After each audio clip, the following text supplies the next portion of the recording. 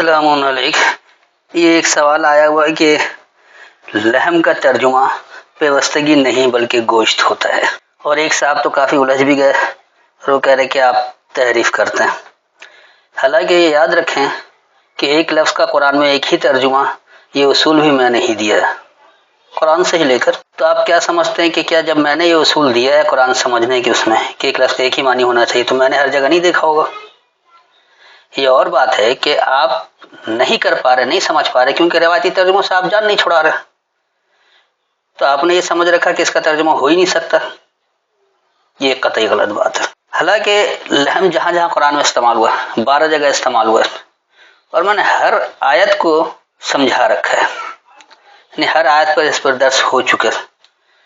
لیکن ایک تو لوگ الجھنے والے زیادہ ہیں، سوچ سمجھ کر ہدایت حاصل کرنے والے نہیں ہیں، بلکہ جو لوگ مطالعہ کرتے ہیں وہ صرف اس مقصد کے لیے کہ کیسے اگلے کو نیچا دکھایا جائے کہ یہ غلط سمجھ رہے ہیں، کس طرح فتویٰ لگایا جائے کہ منکر حدیث ہے، کس طرح یہ فتویٰ لگایا جائے کہ یہ اپنے پیٹ سے ترجمہ کر رہے ہیں، لغات میں ایسا کوئی ترجمہ نہیں لکھا ہوا۔ تو سوائے تنقید کے علاوہ اور کچھ ذہن میں ہوتا ہی نہیں ہے۔ اصلاح تو مقصد ہی نہیں ہوتا کہ کسی طرح سمجھیں اور اس پر عمل کیا جا سکے، بلکہ صرف اپنی انا، اپنی ضد کو تسکین پہنچانے کے لیے ہر دھرمی کے ساتھ کوئی گرامر کا نام لے کر، کوئی لغات کا نام لے کر، کوئی زبان کا نام لے کر ان باتوں میں الجھا رہتا ہے کہ کیسے اللہ کی ہدایت سے ہٹایا جائے، کس طرح فرق کو قائم رکھا جائے۔ اللہ کہہ رہا ہے کہ وَلَا تَفَرَّقُوا، تم فرق نہیں کرو، لیکن ہمارے یہاں فرق کو قائم رکھنے کے لیے محنت کی جاتی ہے۔ تو بہرحال میں تمام 12 آیتیں تو ایک ساتھ نہیں کر سکتا، اتنا وقت نہیں ہوتا ہے، اور میں نے پہلے بھی بتا دیا کہ ان سب آیتوں پر میرا درس موجود ہے، جو مسلسل سنتے ہیں ان کو پتہ بھی ہے، دیکھ بھی چکے ہیں۔ لیکن جو نئے افراد ہیں اور اس طرح اٹکنے والے ہیں، خاص طور پر جو بگاڑ کرنے والے افراد ہیں، نام اصلاح کا لیتے ہیں اور ہوتے مفسد ہیں، بگاڑ کرنے والے، ان کے لیے خاص طور پر میں آج کم از کم 5-6 جگہ سے اس طرح لحم کو واضح کر دیتا ہوں تاکہ بات بالکل واضح ہو جائے۔ اور گو کہ حرام حلال کے موضوع پر میں درس میں 3-4 جگہ وہاں بھی واضح کر چکا ہوں، سوال اسی پر اٹھا ہے۔ پہلے آپ کے سامنے مروجہ روایتی ترجمہ ہی رکھوں گا، اور پھر ہم اس کی حقیقی فہم کو سمجھیں گے، اس وضاحت میں آپ کے سوالات کے جوابات بھی مل جائیں گے۔ تو سب سے پہلے آئیے سورہ النحل اور اس کی آیت نمبر 14، 16 کی 14۔ اور وہی ہے جس نے دریا کو مسخر کیا تاکہ تم اس سے مچھلیوں کا تازہ گوشت کھاؤ اور اس سے زیور نکالو جو تم پہنتے ہو، اور تم دیکھتے ہو اس میں کشتیاں پانی کو چیر کر چلتی ہیں، تاکہ تم اس کے فضل سے روزی تلاش کرو اور تاکہ تم شکر کرو۔ یہ ہے مروجہ ترجمہ، اور کیونکہ روایت کے تحت ترجمہ کیا گیا لہذا یہ پانی میں لے کر جا رہے ہیں، اور پانی سے تو مچھلی ہی نکالیں گے اور کچھ نہیں نکال سکتے، لہذا انہوں نے یہاں مچھلی کا گوشت کر دیا، تازہ گوشت۔ دیکھیے یہاں بات سمجھیں کہ اللہ کہہ کیا رہا ہے۔ یہ پوری صورت ہی چل رہی ہے انسان کے معاملات کے بارے میں کہ کس طرح آپ عمل کریں گے اور کیسے آپ آیتوں کے ذریعے عقل حاصل کریں گے تاکہ اللہ کے احکامات کی پابندی اختیار کر سکیں۔ تو دیکھیے یہاں کیا بات ہو رہی ہے، وَهُوَ الَّذِي، اور وہی ہے جو کہ سخر البحر، بلا معاوضہ پابند کر دیا ہے، بلا امتیاز دینے والوں کو۔ بحر بلا امتیاز ہر ایک کو فائدہ پہنچانے والے کو کہا جاتا ہے، اس لیے بہتے پانی کو بھی بحر کہا جاتا ہے، یعنی دریا یا سمندر کا پانی، کیونکہ وہ پانی بہ رہا ہے۔ سمندر یا دریا یہ نہیں کہتا ہے کہ تم پانی پینے آ رہے ہو تو تم مسلمان ہو، یہودی ہو، ہندو ہو یا عیسائی ہو، ایسا کچھ نہیں پوچھتا۔ یہ بھی نہیں پوچھتا کہ تم انسان ہو یا چرند پرند ہو یا درندے ہو، تو وہ ہر ایک کو پانی بہ رہا ہے اور وہ ہر ایک اس سے فائدہ اٹھا سکتے ہیں، کسی کو نہیں روکتا۔ تو بحر کا بنیادی مطلب ہے بلا امتیاز ہر ایک کو فائدہ پہنچانے والا۔ تو ایسا شخص جو بلا امتیاز دنیا بھر کو فائدہ پہنچانے والا ہو، وہ بھی ان معنوں میں آ جاتا ہے. اور اس کی مثال میں پہلے بھی سمجھا چکا ہوں. جیسے ہمارے یہاں پاکستان کی مثال لیں تو عبدالستار ایدھی، اس نے کبھی یہ نہیں سوچا کہ جس کے لیے میں جا رہا ہوں وہ ہندو ہے، سکھ ہے، عیسائی ہے، یہودی ہے، پارسی ہے، مسلمان ہے. کچھ نہیں، ایک انسان ہے، اس کو سخت ضرورت ہے اور یہ کام میں کر رہا ہوں اس لیے میں جاؤں گا. اس نے کبھی کوئی امتیاز نہیں برتا. تو ایدھی کو کہا جا سکتا کہ یہ بہر. ایسے ہی میں نے یہ بھی کہا تھا کہ جیسے آج کے دور میں آپ بل گیٹس کی مثال لے لیں، پولیو کے حوالے سے اس کا جو دنیا بھر میں مشن ہے کہ پولیو ختم ہو، تو وہ یہ نہیں دیکھتا کہ مسلمان ہے، عیسائی ہے، یہودی ہے، کافر ہے، کون ہے، کچھ بھی نہیں. دنیا بھر میں جہاں بھی پولیو کا مرض پھیل رہا ہے وہاں وہ اس کی ویکسین لے کر پہنچتا ہے اور مفت فراہم کر رہا ہے، پیسے نہیں وصول کر رہا. تو اس کو بھی بہر کہا جائے گا. ایسے ہی دنیا بھر کے لوگ اپنے اپنے علاقوں کی مثال لے لیں، ہر جگہ کوئی نہ کوئی ایک ایسا مسیحا ہوتا ہے جو بلا امتیاز فائدہ پہنچاتا ہے. تو اللہ یہ بتا رہے کہ وہی ہے جو کہ بلا معاوضہ پابند کر دیا بلا امتیاز فائدہ دینے والوں کو. لِتَأْكُلُوا مِنْهُ لَحْمًا طَرِيًّا، کہ تم حاصل کر کے برتنے کے لیے ہو اس سے پیوستگی تر و تازہ. ترین کا مطلب صرف تازہ نہیں ہوتا ہے، تر و تازہ. جیسے آپ کی دوستی بڑی تر و تازہ ہو جائے. اب مثال کے طور پر پاکستان اور چائنا کی دوستی بڑی تر و تازہ ہے، لیکن پاکستان اور انڈیا کی دوستی تر و تازہ نہیں ہے، یہ تو سرانڈ سے بھری ہوئی خنازیر والی دوستی. تو یہاں یہ ہے کہ حاصل کر کے برتنے اس سے تر و تازہ پیوستگی. اور ایسا کس لیے کہ وَتَسْتَخْرِجُوا مِنْهُ حِلْيَةً تَلْبَسُونَهَا، کہ تم خارج کرتے ہو اس سے ایک حلیہ، تم اس سے خلط ملط کر رہے ہو. انسان جب ایک دوسرے سے ملتا ہے تو وہ خلط ملط ہوتا ہے، ایک حلیہ بن جاتا ہے. کالے گورے آپس میں ملتے ہیں تو بچہ سانولا بھی ہو جاتا ہے، کہ گورا بھی ہوتا ہے، کوئی کالا بھی ہوتا ہے. یہ خلط ملط ہونے سے کچھ تبدیلی تو آئی جاتی ہے. لیکن پیوستگی، اگر دوستی آپ کی تر و تازہ ہو، اچھی ہو، تو اس میں پائیدار امن حاصل ہوتا ہے. اور اگر دوستی پاک بھارت جیسی ہو تو دشمنی پروان چڑھتی ہے اور بدامنی اور دہشت گردی ہوتی ہے. تو اس لیے یہاں پر جو بات ہے لحمن، وہی پیوستگی کو کہا جا رہا ہے، کسی گوشت کی بات نہیں ہو رہی. اور ترین تر و تازہ پیوستگی، آپ کی پیوستگی اتنی عمدہ ہو کہ ایک دوسرے کو فائدہ پہنچانے والی ہو، پاک بھارت جیسی نہیں، پاک چین جیسی ہو کہ فائدہ مند ہے دونوں کے لیے. اور اس سے کرتے کیا ہے کہ ایسا حلیہ نکالتے ہو کہ اس میں تم خلط ملط ہو جاتے ہو. پھر کہہ رہے کہ وَتَرَ الْفُلْكَ مَوَاخِرَ فِيهِ، اور تم دیکھتے ہو خاص تیرنا، چیرتے ہیں اس میں، وَلِتَبْتَغُوا مِنْ فَضْلِهِ، تلاش کرنے کے لیے اس کے فضل سے. تو اللہ کے فضل سے جو کچھ تلاش کرتے ہیں وہ کیا ہوتا ہے؟ لا خوف علیہم ولا هم يحزنون والی کیفیت میں لے جانے کے لیے. اس میں یقینی سی بات ہے، یہ نہیں ہوتا کہ کہیں کچھ خزانہ چھپا رکھا ہے اس کو نکال لیں، کہیں کچھ یہ کر رکھا ہے اس کو نکال لیں، نہیں. تو جب آپ نظریات پر چلتے ہیں، تیر رہے ہوتے ہیں، اللہ کی فرما برداری میں تیر رہے ہوتے ہیں، تو دراصل آپ حالات کو چیرتے ہوئے اس سے نکل جاتے ہیں اور تلاش کرتے ہیں اللہ کا فضل اس سے. وَلَعَلَّكُمْ تَشْكُرُونَ، یعنی تاکہ تم قدر کرنے والے ہو جاؤ. پھر آپ کو ہر چیز کی اہمیت کا اندازہ ہوتا ہے، اس کی قدر کا اندازہ ہوتا ہے، اس کی قدر کرتے ہیں، اسے لاپرواہی نہیں برتتے ہیں. تو پھر جا کر وہ نتائج حاصل ہوتے ہیں جہاں باکردار انسان بنتا ہے، اچھا معاشرہ بنتا ہے، بہترین معیشت ہوتی ہے، ایک اچھی ریاست کی بنیاد پڑتی ہے، اور اس ریاست میں وہ سلامتی والا نظام نافذ کیا جاتا ہے جو اللہ نے پسند کیا ہوا ہے، یعنی دین اسلام، سلامتی والا نظام.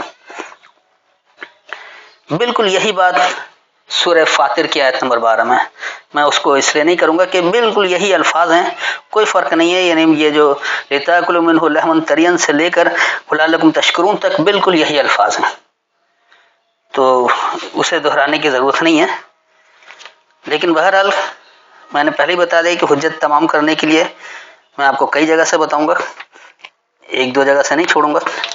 تو اس لیے اب دوسری اہم جگہ جہاں سے اشکال پیدا ہوتا ہے کہ لحم کا ترجمہ گوشت ہی ہے، وہ آئیے سورہ الحج اور اس کی آیت نمبر 37، 22 کی 37۔ اللہ کو ہرگز نہیں پہنچتا ان کا گوشت اور نہ ان کا خون، بلکہ اس کو پہنچتا ہے تقوی، تمہارے دلوں کی پرہیزگاری۔ اسی طرح ہم نے انہیں تمہارے لیے مسخر زیر فرمان کیا تاکہ تم اللہ کو بڑائی سے یاد کرو اس پر جو اس نے تمہیں ہدایت دی، اور نیکی کرنے والوں کو خوشخبری دیں۔ کہ یہ مروجہ روایتی ترجمہ، سیدھی سی بات ہے کہ یہ معاف کیجیے گا تھوڑی، تو سیدھی سی بات ہے کہ یہاں جو بات ہو رہی ہے، کیونکہ انہوں نے روایت کے ماتحت اس کا ترجمہ کر رکھا ہے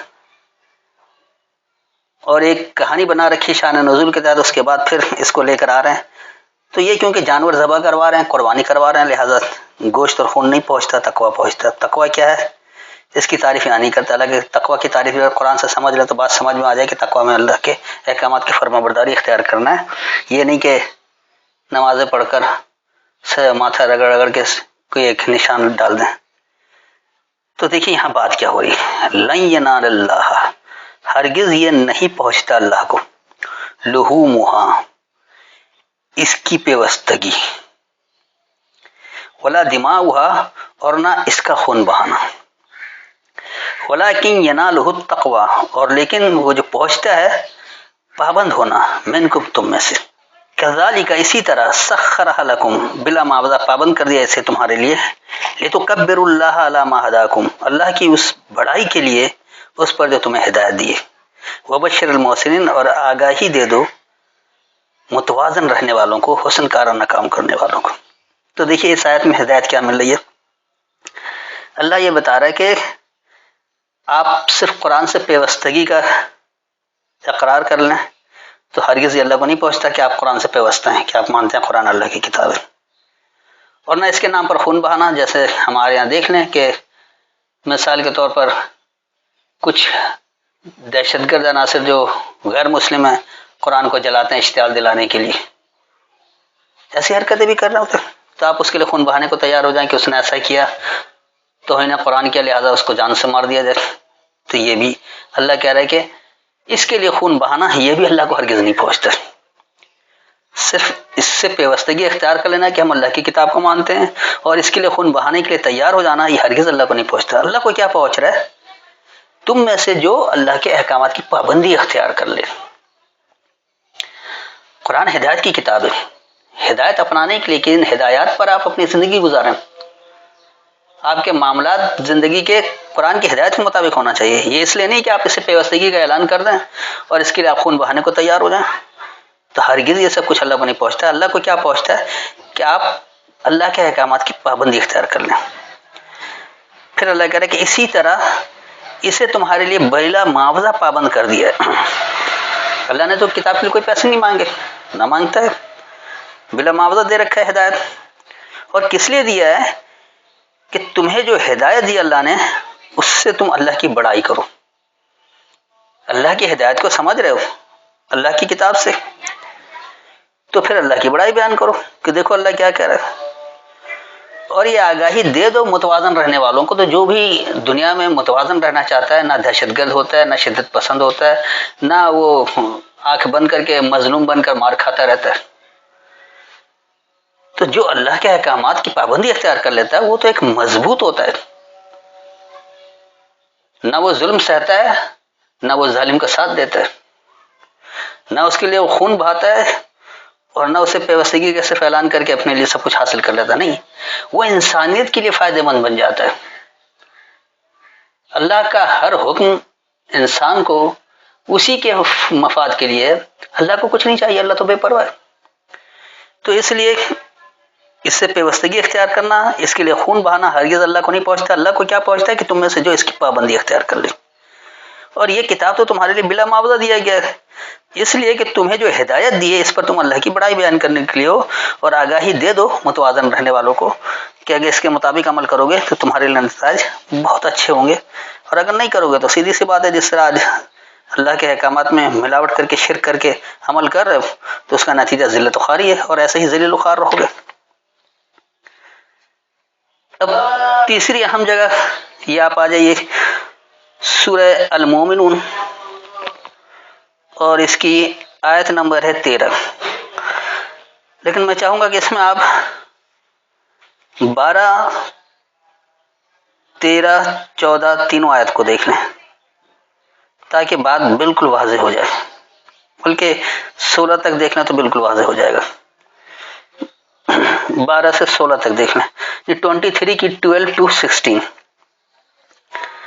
اور البتہ ہم نے انسان کو چنی ہوئی مٹی سے پیدا کیا۔ اب دیکھیے، یہ میں تھوڑا سا اس لیے زیادہ بتا رہا ہوں تاکہ بات مکمل واضح ہو جائے۔ وَلَقَدْ خَلَقْنَا الْإِنسَانَ، اور یقیناً ہم نے انسان کو وجود دیا، من سلالۃ من طین، ایک خلاصے سے، مٹی سے۔ یقینی سی بات ہے کہ ابتدائی انسان مٹی سے پودے کی طرح اگا ہے، اور وہ مختلف طرح کی ہے، کہیں کھنکھناتی ہوئی ہے، کہیں سیاہ گارے جیسی ہے، کہیں چکنی مٹی ہے، تو وہ سب اللہ نے مختلف نام دے رکھے ہیں اور بتا رکھا ہے۔ تو یہاں ایک وہ بتایا جا رہا ہے کہ ایک مٹی کے خلاصے سے انسان کو وجود دیا گیا۔ اس کے بعد پھر بتا رہا ہے کہ پھر ہم نے اسے مضبوط جگہ میں نطفہ ٹھہرایا، ثم جعلناہ، پھر ہم نے اسے بنا دیا نطفتن، ایک نطفہ، فی قرار مکین، قرار یعنی ٹھہرنے کی جگہ، مکین جہاں رہا جاتا ہے۔ تو ابتدائی انسان کو اللہ نے مٹی سے بنایا، اس کے بعد اب یہ قانون بنا دیا ہے اس کا عمل جاری رکھنے کے لیے کہ مرد اور عورت ملیں گے، وہ نطفہ ایک جگہ ٹھہرے گا، مضبوطی رہے گی، اور وہاں سے پھر اولاد پیدا ہوگی۔ اس کے بعد آگے پھر اللہ کہہ رہا ہے کہ پھر ہم نے نطفے کو جمع ہوا خون بنایا، پھر ہم نے بنایا جمع ہوا خون لوتھڑے کو بوٹی، پھر ہم نے بوٹی سے ہڈیاں بنائیں، پھر ہم نے ہڈیوں کو گوشت پہنایا، پھر ہم نے اسے نئی صورت میں اٹھا کر کھڑا کیا۔ بس اللہ بابرکت ہے، بہترین پیدا کرنے والا۔ اب یہاں لفظ لحم استعمال ہوا ہے، فَكَسَوْنَا الْعِظَامَ لَحْمًا، جس کا یہ کہہ رہے ہیں کہ ہم نے ہڈیوں کو گوشت پہنایا۔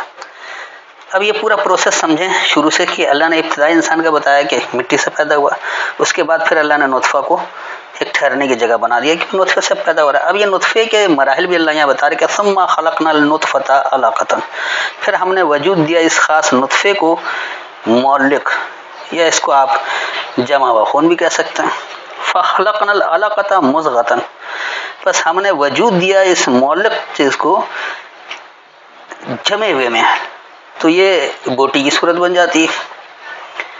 فخلقنا المضغۃ عظاما فکسونا العظام لحما، بس ہم نے وجود دیا اس بوٹی میں ایک عظم، پختگی۔ فکسونا، بس ہم نے پہنایا العظام لحما، اس خاص عظم پختگی کو پیوستگی۔ ثم انشأناہ خلقا آخر، پھر ہم نے پھیلا دیا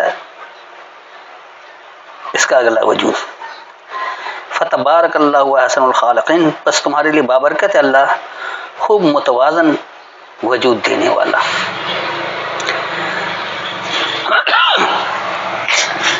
اس آیت میں دیکھیے اللہ کیا بتا رہے ہیں کہ نطفہ کس طرح پہلے معلق ہوتا ہے، اور پھر اس کے بعد وہ معلق جو ہے وہ بوٹی کی صورت اختیار کرتا ہے، یعنی انسانی شکل بن جاتی ہے۔ اس شکل میں اللہ ایک عزم پختگی دیتا ہے، پھر اس عزم کو وہ پیوستگی پہناتا ہے۔ یہ پیدا ہونے کے بعد کی بات ہے۔ مضغتاً جو بن گیا، یہ ایسے بوٹی نہیں ہے پوری، یعنی کہ آپ کو وجود دے دیا، صورت دے دی۔ اب یہ صورت جب پیدا ہو جاتا ہے تو پھر اس بچے میں کس طرح سے ایک عزم آتا ہے، ایک پختگی آتی ہے، اور وہ اپنے اس عزم، اس پختگی کو پیوستگی پہناتا ہے، یعنی اب وہ عملی طور پر اس کو لے کر آتا سامنے۔ تو یہ اب ماں کے رحم کے، یعنی ماں کے پیٹ کے اندر پرورش کی بات نہیں ہو رہی، پیدا ہونے کے بعد کی بات ہو رہی ہے۔ پھر ثم انشأناہ خلقا آخر، پھر ہم اسے پھیلا دیتے ہیں اگلے وجود میں۔ تو یہ اگلا وجود کیا ہے؟ پیدا ہونے کے بعد اب اس کی عملی زندگی شروع ہو رہی ہے، اس لیے اگلا وجود ہے۔ تو اللہ کہہ رہا ہے کہ تمہاری اللہ بابرکت ہے اور خوب متوازن وجود دینے والا ہے، تمہیں ہر چیز کا مکمل وجود دے رکھا ہے، سب کچھ بتا رکھا ہے، تو یہ اللہ ہی ہے۔ اس کے بعد پھر اب دیکھیے اگلی آیت اللہ کیا کہہ رہا ہے کہ پھر بے شک اس کے بعد تم ضرور مرنے والے ہو۔ ثم انکم، پھر بے شک تم، بعد ذالک، اسی کے بعد، لمیتون، ضرور مرنے والے ہو۔ تو انسان پیدا ہوتا ہے اور فوراً ہی تو نہیں مر جاتا، یہ پیدا ہونے کے بعد سے، کیونکہ پیدا ہونے سے پہلے تو آپ کا کوئی عمل ہی نہیں ہے، پیدا ہونے کے بعد سے جو آپ کا عمل شروع ہوا، جہاں آپ کو عزم ملا، جہاں آپ اپنے عزم کو پختگی، پیوستگی دے رہے ہیں، تو یہ جو اعمال آپ کی زندگی بھر کے ہوں گے، اسی بنیاد پر تو جنت جہنم کا فیصلہ ہوگا، قیامت میں فیصلہ کیا جائے گا۔ تو یہ سارا عمل انسان پیدا ہوتا ہی تو نہیں کر لیتا ہے، یہ سب کچھ پروسیس ہو چکا ہے، اس لیے آگے اللہ کہہ رہا ہے کہ پھر اسی کے بعد ہم تمہیں ضرور مارتے ہیں۔ تو انسان تو زندگی گزار کر مرتا ہے نا، یا پیدا ہوتے ہی مر جاتا ہے، تو پھر تو آبادی چلتی نہیں، دنیا ہی آگے نہیں بڑھتی۔ جو جزا و سزا کا تعلق ہے وہ تو اعمال کی بنیاد پر ہے۔ اس کے بعد پھر اللہ کیا کہہ رہا ہے کہ پھر بلا شبہ تم روز قیامت اٹھائے جاؤ گے، ثم انکم، پھر بے شک تم یوم القیامت تبعثون، قیام ہونے والے دورانی کو تم اٹھائے جاؤ گے۔ تو دیکھیے اس پورے سلسلے میں اللہ نے بالکل واضح طور پر بتا دیا کہ انسان کی ابتدا کیسے ہوئی، پہلے مٹی سے، پھر اس کے بعد اللہ نے نطفے کو قرار دے دیا، اس نطفے کی تھوڑی سی پوزیشن واضح کر دی کہ نطفہ کس طرح سے صورت تک بنا دیتا ہے، اور پھر صورت کے بعد پیدا ہونے کے بعد جو بچہ جب شعور کی منزل کو آتا ہے، اپنے اس کو ایک عزم ملتا ہے، پختگی ملتی ہے، اس عزم کو جب وہ پیوستگی پہناتا ہے تو وہ اس کی زندگی گزرتی ہے، اور وہ دراصل اس کی اگلی پیدائش ہے، کیونکہ اب اس عمل کے نتیجے میں ہی تو آپ کو جزا دیا جائے گا قیامت کے دن۔ تو اس لیے اللہ بڑا بابرکت ہے اور خوب بہترین آپ کو نشو و نما دے رہا ہے، اور یہ اس زندگی کے بعد پھر بے شک تمہیں مرنا ہے، اور پھر قیامت کے دن اللہ اٹھائے گا حساب کتاب کے لیے۔ تو یہ پورا پیدائش سے لے کر آخر تک کی ساری بات آ گئی، ابتدائی انسان سے لے کر آخری انسان تک، قیامت کے دن تک کی ساری بات آ گئی۔ تو اس پوری تفصیل میں نہیں، کیونکہ اللہ اتنی باریکی سے نہیں بتاتا جہاں ہدایت کا تعلق نہیں ہے۔ ہاں جو عمل آپ کے ہدایت کے لیے اس کی تفصیل اللہ ضرور دیتا ہے، کیونکہ اللہ حکم اور تفصیل دونوں دیتا ہے۔ یہاں حکم نہیں، صرف آگاہ کرنا ہے، تو آگاہی کے لیے ایک ایک لمحے کو نہیں لکھا جاتا ہے، وہ مختصراً بات کر دی جاتی ہے تاکہ ابتدا سے آخر تک بات سمجھ میں آ جائے۔ تو یہ تھی ان آیتوں کی وضاحت، میرے خیال میں اتنا کافی ہے کہ ہم آپ کو اتنی جگہ سے سمجھا دیا، جہاں گوشت کا تصور ہو سکتا تھا اس کو واضح کر دیا۔ گو کہ آیتیں بہت ساری ہیں، یقینی سی بات ہے سب کو نہیں کیا جا سکتا، پھر بھی اگر کوئی ابہام ہو، کہیں سمجھ میں نہیں آ رہا ہو کہ لحم گوشت ہی بن سکتا ہے، تو آیت کا حوالہ دے کر سوال کر سکتے ہیں۔ امید ہے مکمل وضاحت ہو گئی ہوگی۔ السلام علیکم۔